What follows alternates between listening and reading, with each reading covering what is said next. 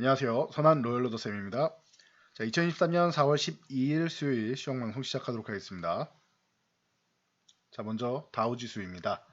자, 다우지수는 어떤 상황이다? 32,800에서 34,400 사이에 박스권을 길게 그리고 있다. 작년 11월부터 시작되었죠. 이 박스권에 있다가 하단을 한번 이탈했습니다. SBB 사태로 인해서 이탈했다가 단기 이중바닥성 만들고 나서 뭐 했죠? 다시 회복을 했다. 기존에 말씀드렸던 이중바닥 트랩을 완성했다. 그러면은 다우지수는 박스권 상단 돌파 시도를 하기 위해서 고의적으로 한번 눌러놓지 않았나 싶을 정도의 움직임이었다. 물론 이슈는 있었습니다. 그 이슈가 핑계거리가 된 거죠. 왜?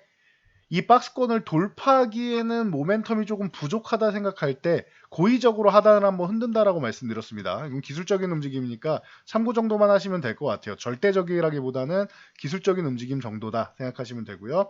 펀더멘탈적으로는 이제 금리 인상에 대한 요 부작용 정도가 나온 거죠. 그렇게 해서 이제 하락엔장으로 빠지는 듯 보였지만 결국은 바닥 잡고 다시 제자리를 찾아오는 모습 정도다라고 생각하시면 될 것 같아요.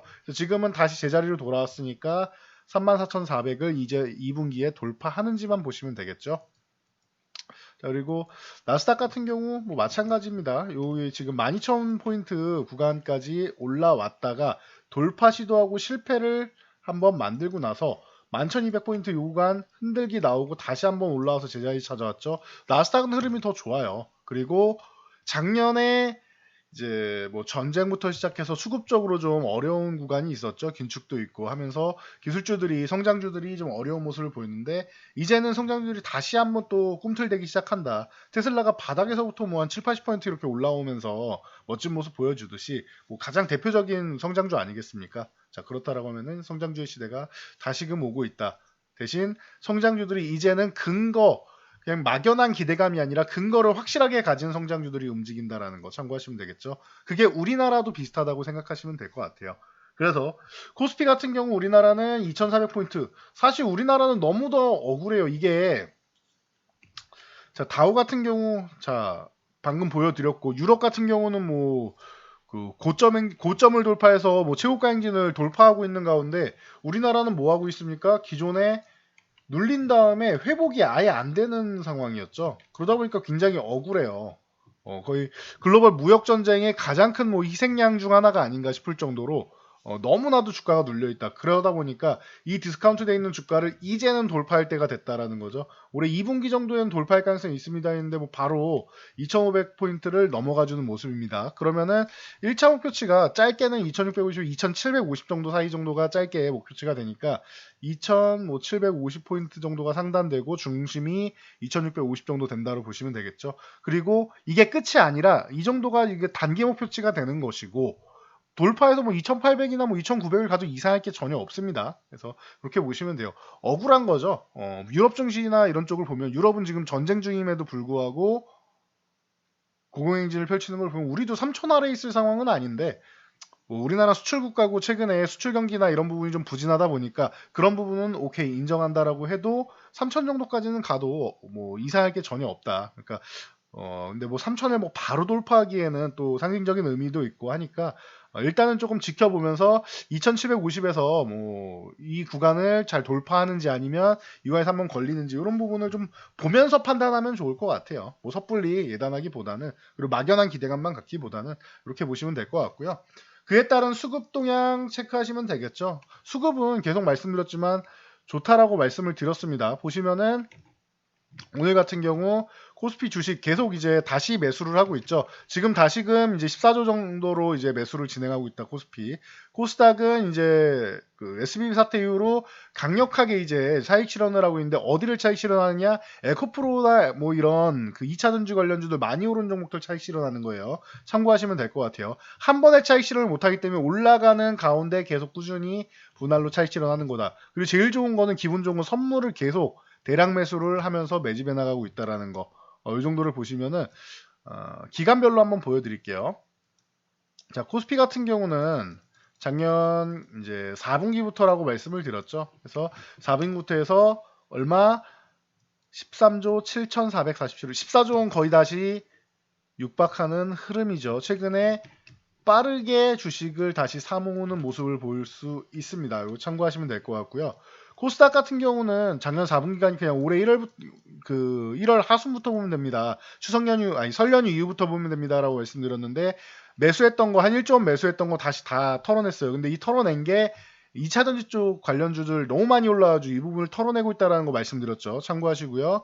자, 선물 같은 경우는 3월 만기일부터 보면 되겠죠. 그래서 3월 만기일 자 이후부터 보면은 지금 선물이 언제 매도를 그렇게 대량 매도했냐는 듯이 다시 매수 우위로 돌아섰죠. 자, 19,000 계약 이게 그 전주부터 해가지고 합치면은 거의 비슷하다. 크게 매도했다고 하기 좀 민망하다 말씀드렸는데 다음날 일부 회복하고 나머지 보시면은 연일 선물을 대량 매수를 하고 있죠. 그러면서 이제는 매도 우위가 아니라 매수 우위로 전환이 됐습니다. 그러면 추가 상승 충분히 노릴 수 있는 정도는 된다. 물론 뭐 만 계약 정도면 조금 약하기는 해요.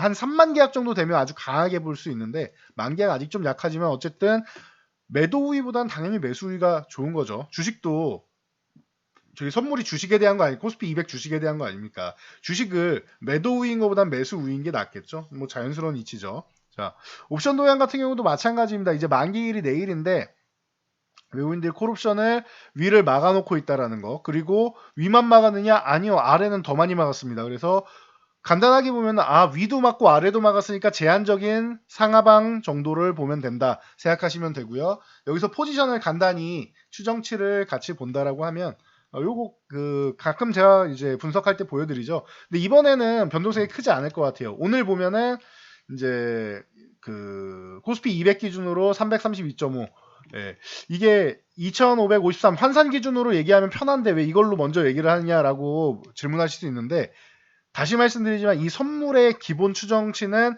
코스피 200 지수입니다. 코스피 대형주 200 종목에 대한 지수예요. 그게 332.5 기준이라는 거예요. 요 목표치가. 그래서 이렇게 해서 먼저 보고 환산했을 때 2553 정도가 나온다는 건데 이게 명확하지 않아요. 코스피 200 지수가 이렇다 해도 중소형주 움직임에 따라서 이 포인트 차이가 10포인트 이상 차이 나는 경우도 굉장히 많습니다. 그래서 대략적인 추정치, 환산치는 추정치라고 생각하시면 돼요. 중요한 거는 코스피 200 지수 기준으로 보는 겁니다. 환산되는 게. 그래서 이 정도까지는 뭐 간단하게만 뭐 설명드리고요. 중요한 거, 그래서 내일 올라간다는 겁니까? 내려간다는 겁니까?가 여러분들이 가장 중요하시죠? 중요하게 생각하는 거죠. 자, 그러면은 콜옵션 매수 이렇게 강력하게 때려놨다라는 거는 그래도 2550을 이탈하지는 않을 것 같고요. 2550 위쪽일 가능성이 높다. 근데 위에는 또 살짝 막아놓은 거 보면은 335를 풀어주지 않는 이상은 그러면은 뭐 상단은 2500 한 70포인트 정도에 막혀있다. 이 70포인트 전후 정도에 막혀있다 정도로 보시면 될 것 같아요. 그러면은 기껏 올라가 봐야 지금 2550이니까 1%도 안 될 가능성이 높지 않느냐 정도로 생각하시면 돼요. 그럼 1% 이하 미만 정도의 가능성이 높고 많아야 많이 가야 1%. 자, 아래로 좀 보자고요. 그럼 아래로 봤을 때는 외국인이 외가는 좀 이렇게 뭐 매도를 해놨을지 몰라도 내가도 그렇고 봐도 등가 쪽에 매수 우위가 있다. 그러면은 이 아래로 내려가도 이상할 게 없는 거예요. 내려가도 수익을 봅니다. 여기서 조금 올라가도 수익을 좀 내려가도 수익을 본다. 그러면은 외국인 입장에서는 지금 콜옵션으로 내일 여기 332.5 구간 이 구간에 콜옵션 매도가 빠르게 쌓인다라고 하면은 올라가기보다는 만약에 플러스권이어도 올라가기보다는 올라가는 척하면서 마감 쪽에는 이렇게 오후장에라도 살짝 누를 가능성이 있다. 눌러가지고 이거를 제가 볼 때는 여기 하단 쪽에는 이제 뭐 330포인트를 막아놨는데 그 바로 아래 보면은 327.5에 매수량이 많죠. 그럼 이것까지 훼손시키기에는 좀 아까운 거니까 내려가 봐야 그러면은 그러면 2500 한 30 정도 되겠네. 그럼 위아래 한 20포인트 정도니까 아래도 1%가 안 돼요. 무리해서 찍어 눌러가지고 이 풋옵션 조금 살리겠다고 무리해서 찍어 눌러가지고 이 대량 매수해놓은 이 콜옵션을 훼손시킬 가능성은 매우 낮다. 그렇게까지 외국인들이 손해보면서 뭐 지수를 좀 움직일 가능성은 매우 낮지 않느냐라고 본다라고 하면은 그러면은 가장 뭐 편하게 여러분들이 생각할 수 있는 건 위아래 상하 변동성이 제한적이다 정도로 생각하면서 1% 안쪽이라서 이번 만기는 장중에는 위아래 흔들릴지는 모르겠지만 결국에는 변동성은 1%도 안 될 가능성이 높지 않나. 이 정도로 체크를 하시면 될 것 같습니다. 자, 이렇게 해서 체크하시면 될 것 같고요. 자, 코스닥 간단하게 보고 갈게요. 코스닥은 걱정할 필요가 없다. 코스닥은 코스피가 이렇게 박스권 그리기 시작한 시점이 뭐였죠? 고점을 돌파하는, 이 저항을 돌파하는 구간이라고 말씀드렸어요. 그래서 저항 돌파가 시작됐으니 코스피가 쉬는 동안 코스닥이 키높이 맞추러 올라옵니다. 최소한 830에서 840 정도, 이 구간 정도는 와줘야 키높이가 맞는 거다라고 말씀드렸고, 여기가 그러면 끝이냐? 코스피가 여기까지 왔어요. 끝이냐? 아니라고 했어요. 코스닥은 원래부터 개별 성향이 강하기 때문에 딱히 코스피 같은 경우는 여기서 한 두세 번 저항받고 가야 됩니다라고 할 텐데, 코스닥은 큰 저항 없이 그냥 지나갑니다 그렇게 가도 이상하게 생각할 게 없다라고 미리 설명드렸었죠. 왜? 코스닥은 과거부터 이렇게 개별 성향이 강해서 코스피가 쉴 때 뭔가 움직여야 되고 낙폭과대가 있고 이러면은 기술적인 부분 무시하고 그냥 쓱 날아가는 경우가 많아요. 이렇게 추세를 만드는 경우도 많이 있었다라고도 미리미리 설명을 드렸습니다. 그래서 어떻게 됐냐? 코스피랑 주가 레벨을 볼 때 조금 더 높이 올라와 있고, 지금 다음 저항인 890에서 900포인트를 건드리고 있죠. 지금 900포인트 계속 터치하고 있죠. 어제 오늘. 그렇다라고 하면 여러분들 이렇게 생각하시면 돼요. 아, 코스닥은 역시나 지멋대로구나, 시장이. 그러니까 지수를 볼 필요가 없다라고 보시면 돼요. 그리고 만약에 코스닥 같은 경우 900포인트 돌파 시도 정도는 해도 여기서 시원하게 한번 이렇게 눌릴 수도 있다라는 거. 2차 전지 관련 쪽이 강력하게 조정을 받는다라고 하면은 이 정도까지는 내려와도 이상할 게 없어요. 지금 시총 상위주 어떻게 돼 있죠? 1위 에코프로비엠, 2위 에코프로입니다. 3위가 셀트리온 헬스케어가 3위까지 내려왔죠. 자, 4위가 뭐예요? LNF입니다.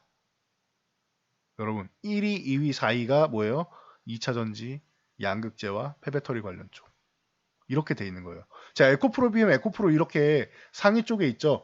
여러분 잘 생각해 보세요. 제가 뭐라고 말씀드렸는지, 2021년에 제가 뭐라고 말씀드렸죠? 여러분 코스닥 시가총액 상위 저 구간에 2차 전지들이 지금 많이 올라오고 있는데, 아마 저 시총 상위 쪽이 크게 변동이 될 가능성이 높습니다 라고 말씀드렸던 거 기억나실 거예요. 엔터주들이 아마 조금 올라올 수 있고, 이 2차 전지나 이 전기차 관련 이쪽이 좀 많이 올라올 가능성이 높다, 이런 말씀 드렸던 거 기억나시는 분들 있을 겁니다. 지금 보면 굉장히 소름이 돋죠. 코스닥 시총 상위 쪽이 변동이 항상 주기별로 있어요. 예를 들면은 2000년 후반에는 뭐 조선주, 풍력주 이런 쪽이 상위에 있다가 풍력 쪽에 바람이 꺼지면서 풍력주들이 다 떨어졌죠. 그리고 나서 IT 쪽이 원래 버티고 있다가 이제 거기에 치고 올라온 쪽이 이제 2010년 중반대에 화장품 쪽, 화장품주 쪽이 쭉 올라오면서 뭐 리더스 코스메틱 같은 경우가 막 이렇게 올라오고 있었죠. 그 당시 삼성 에어레스. 그래서 이렇게 막 치고 올라오고 막 휴젤, 뭐 케어젠 이런 게 다 뭐 10위권 안에 들어오고 막 이런 식이었는데, 그러다가 다 또 미끄러져 내려오고 화장품주 내려오고 그러면서 바이오주가 또 한번 열풍을 보면서 뭐 HLB 같은 게 이렇게 막 치고 올랐잖아요. 시가총액 1, 2위 다투고 있고, 셀트리온 헬스케어와 셀트리온 제약이 1, 2위를 차지하고 있고 이런 현상이었죠. 그런 현상을 보이고 뭐 알티오젠도 10위권 안에 있고 지금도 있죠. 이런 식으로 바이오주들이 강력한 모습을 보였었는데, 그러다가 또 한번 쑥 미끄러지고, 그쵸?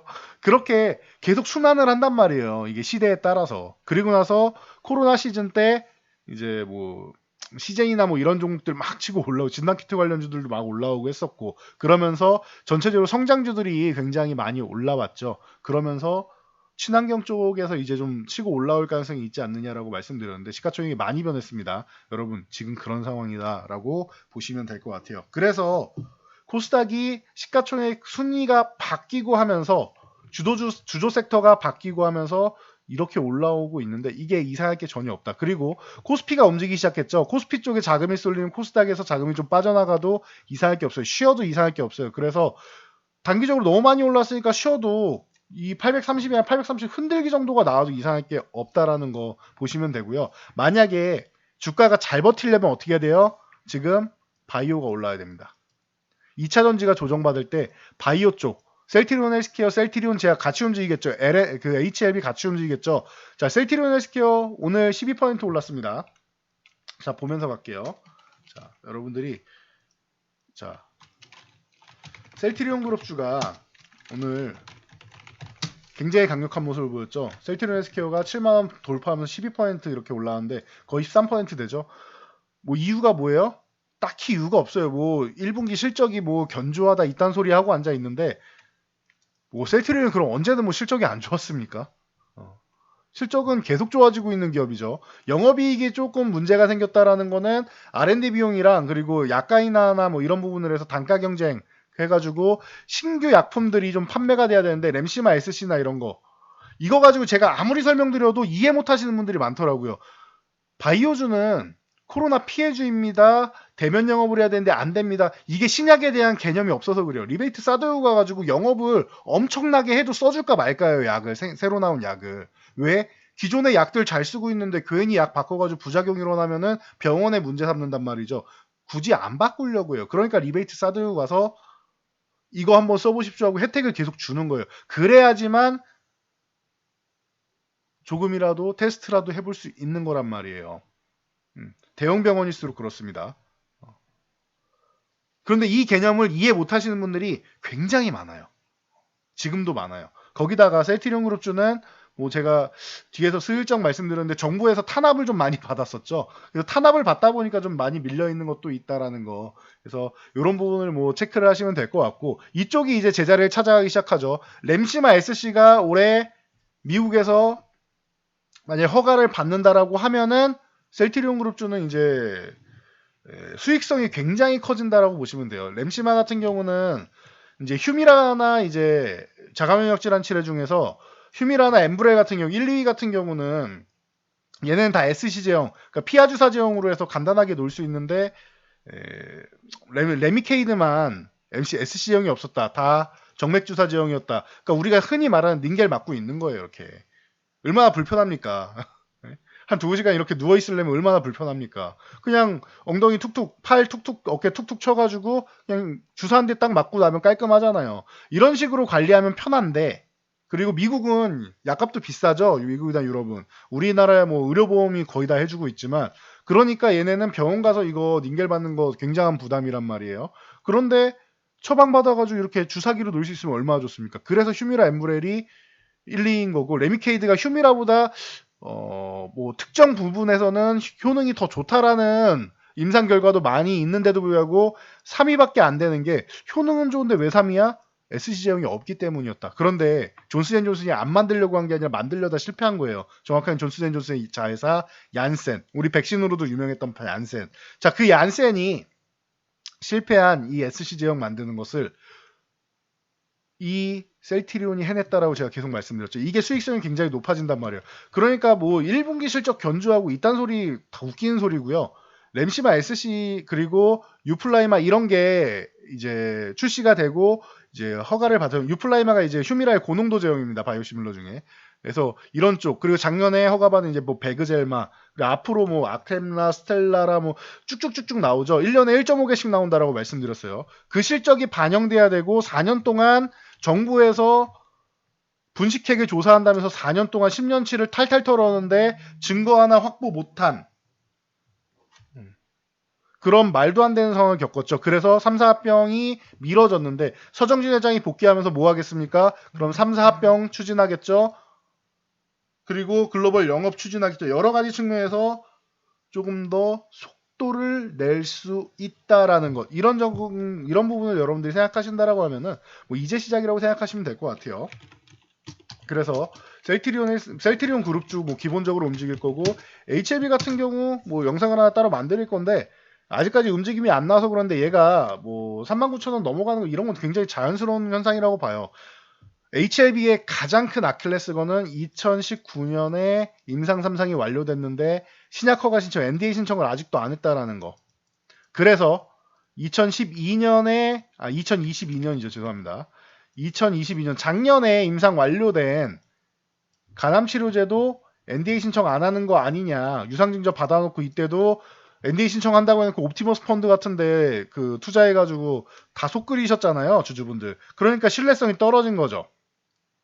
근데 작년 것도 이렇게 되는 거 아니냐라고 하는데 아니라고 했어요. 이건 신청합니다. 혼 단독으로 한 것도 아니고 항서제약과 함께 한 거예요. 미국 그 중국의 헝루이 제약과 함께 한 거고 우리가 이 HF에서 신청 안 하면은 병용요법으로 했는데 캄렐리주만만 뭐 BLA 통과하면 뭐합니까? 리보세라님이 통과 못하면 꽝이지. 그래서 같이 신청하게 돼 있고 뭐라고 했습니까? 진양구 위원장이 5월에 신청할 예정이다라고 얘기했죠. 이거는 지켜야 돼요. 늦어져도 6월에는 신청할 겁니다. 그리고 작년에 이제 프리엔데이 그 FDA랑 사전 미팅할 때도 문제 없이 진행하면 된다라고 얘기했어요. 그러면은 해외 공장, 생산 공장부터 시작해서 이런 부분에 대해서 차질이 없이 진행하고만 한다면은 뭐 충분히 이번에는 가능성 높다고 봐요. 그래서 이 무너진 신뢰를 회복하는 건 딱 하나예요. 그냥 NDA 신청하면 돼요. 간암 치료제 신청하고 위암 치료제 끝까지 안 할 거라고 하면은 간암 치료제 신청하고 이거 결과 나오면 뭐 해야 돼요? 준비해서 또 선약낭성암 하면 됩니다. 선약낭성암 같은 경우는 임상 2상 맞췄는데 결과가 너무나도 좋다라고 제가 계속 말씀드렸죠. 그래서 요거는 나중에 한번 디테일하게 한번 말씀드릴게요. 그리고 HLB도 움직여야 되고, 그러니까 이런 종목들이 움직여주고, 그리고 카카오 게임이나 이런 게임주들 이제 슬슬 조금 움직여준다라고 하면 나이스한 거고, JYP나 이런 엔터주는 계속 좋아질 수밖에 없습니다. 뭐 SM도 마찬가지고요. 그래서 이런 쪽 좋아진다라고 하면 당연히 여기가 좀 뒷받침이 될 거고, 지금 시가총액이 10위권이 얼마 안 남은 종목이 레인보우 로보틱스가 있는데 레인보우 로보틱스가 이렇게 살아나면서 뭐 고영 같은 게 같이 좀 뒷받침해주고 반도체주가 좀 살아난다라고 하면은 IT랑 로봇이 같이 함께 움직이면서 또 한 축이 돼서 좀 뒷받침이 될 수가 있겠죠. 그럼 게임, IT, 이제 로봇 요게 같이 이렇게 뒷받침이 될 수 있는 거고, 그렇죠? 바이오가 받침이 그러면은 에코프로와 에코프로 BM 이런 종목 얼마나 많이 올랐습니까? 핵심이 이거죠. 많이 올라왔는데 오늘 급락이 나왔으니까 끝났느냐라고 하면은 저도 그거는 장담을 할 수는 없어요. 그런데 이 정도 왔으면 사실 쉬어도 무죄죠. 더 가면 좋겠지만요. 물론 더 가면 좋은 겁니다. 그런데 쉬어도 무죄죠. 그리고 쉴 때 이렇게 한번 고점을 넘어가지 못하는 이런 상황 만들고 양복 이탈한다? 그러면은 크게 한번 쉴 수 있습니다. 이미 요만큼만 지금 음봉 하나만 나와도 거의 뭐 16%, 17%잖아요. 고점 대비해서 얼마 내려온 겁니까? 여기서 요 양봉 하단만 살짝 이탈해서 여기까지만 내려와도 자 보세요.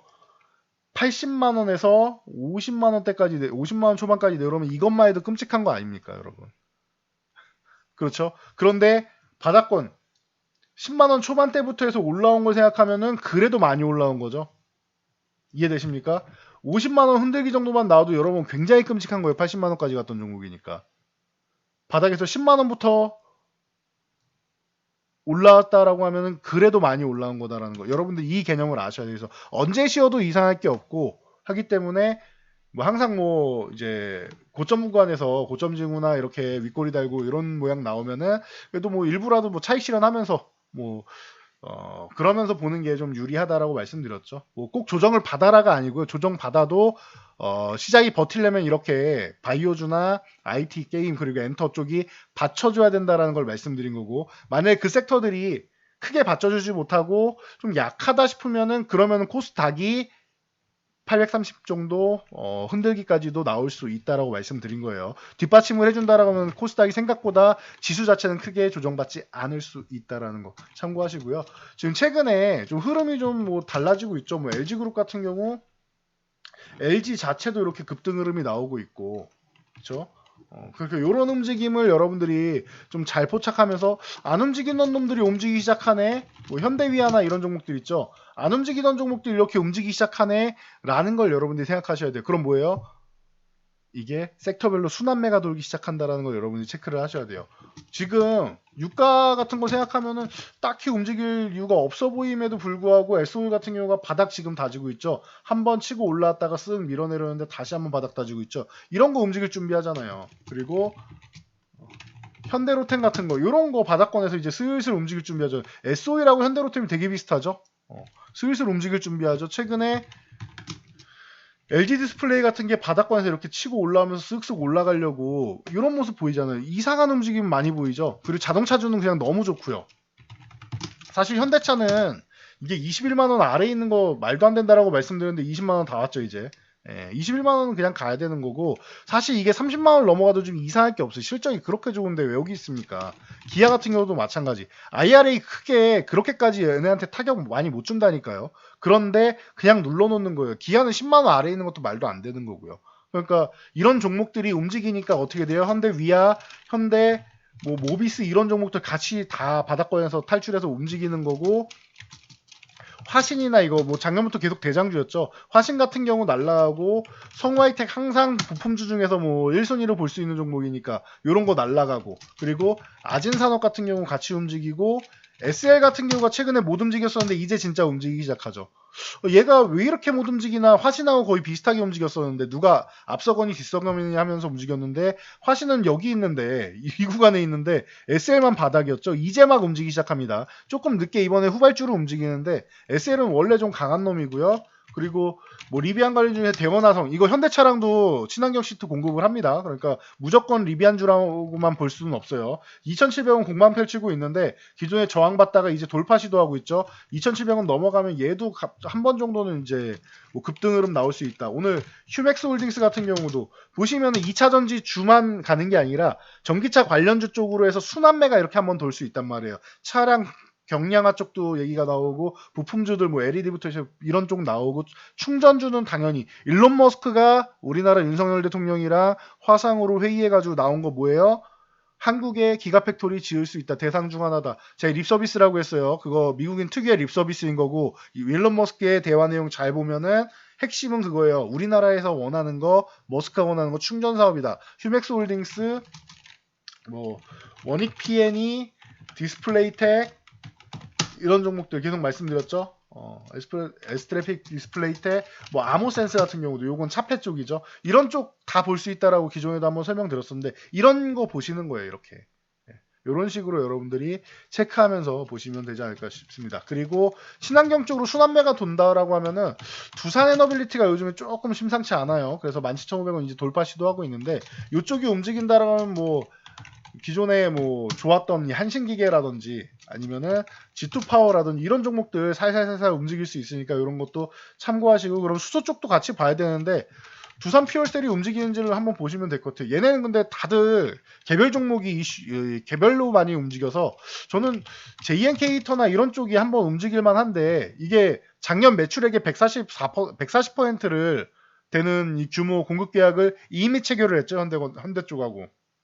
그래서 실적 모멘텀, 계약 모멘텀 올라가면서 네옴시티가 아직 안 나오는데, 네옴시티가 올해도 한번 솔솔 나오기 시작하면은 JNK터가 이 아람코의 자회사랑에서 이제 우리나라 치면 국가 시범 사업을 진행하고 있죠. 수소 추출기 100대를 가지고 수소를 추출하는 사업을 할 때 그 수소 추출기가 JNK터 겁니다. 그래서 이 아랍에미리트 UAE 같은 데서도 유심히 지켜보고 있다라는 거, 수소에 관심 있는 중동 업체들이 이쪽 기술력을 보고 있다라는 거 참고하시면 될 것 같아요. 그리고 동아화성은 자회사 동아퓨얼셀이 유럽에서 워낙 잘 나가고 있고, 그러니까 이런 것도 뭐 같이 볼만하고, 그래서 수소 쪽도 좀 움직일 때가 된 것 같긴 한데 아직까지 수급이 안 들어왔으니까 수급이 들어온 다음에 보시면 될 것 같아요.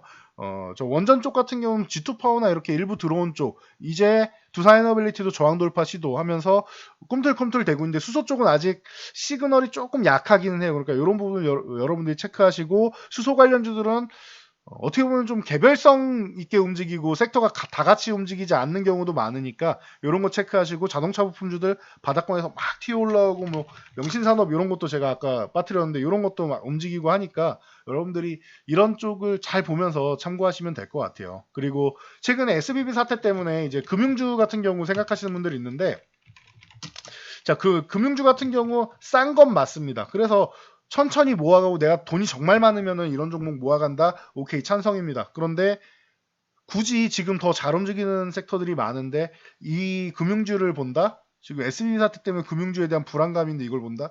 글쎄요.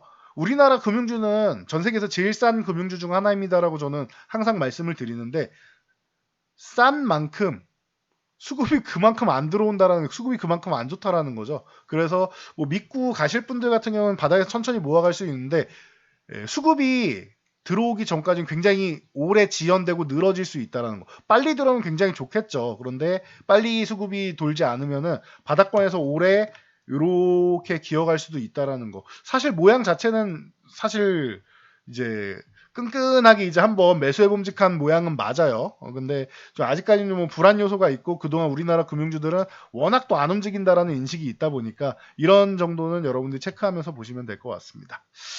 자, 오늘 영상은 여기까지 하고 마치도록 하겠습니다. 자, 영상이 도움되셨다면 여러분들 주변 분들께도 저희 채널 추천 한번 부탁드리고요. 영상 잘 참고해서 모두 안전 투자하시기 바랍니다.